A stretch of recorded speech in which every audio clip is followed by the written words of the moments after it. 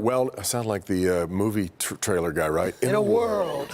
In a world where wellness and dietary advice flood our social media feeds, separating fact from fiction has become more challenging than ever. All right, we're talking about some old myths that have been debunked with new information. Dr. Frank McGeorge is here now with a science-backed way to rethink your plate, starting with low-fat food. Yeah, well, you know, of course, dietary fats in general are not considered healthy. So food manufacturers came up with low-fat alternatives. So the myth is that these are always going to be healthier.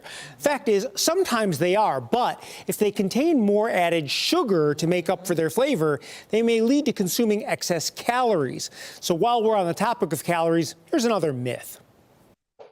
Allegra Picano is a Henry Ford Health registered dietitian. She says nutrition isn't only about counting calories, since they're not all the same. The amount of calories from one food is not going to impact our bodies the same as the same amount of calories from a different food. So, for example, 200 calories coming from chips is going to be digested and absorbed very differently from 200 calories coming from broccoli or an avocado or whatever it may be.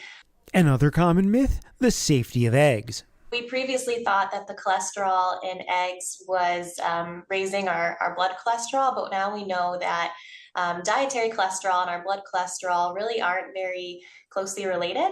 We don't think they really have any major impact on each other. Eggs in general, they're a very good, healthy source of protein and important vitamins like choline and B vitamins.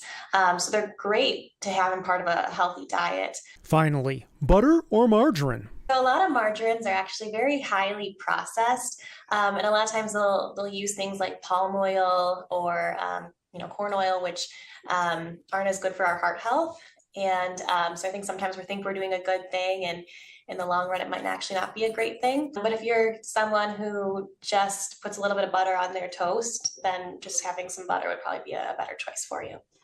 Now, of course, she also points out all things in moderation. So butter is better if you don't go overboard. Now, incidentally, if you do choose margarine, Picano recommends that you look for one that has a canola oil base.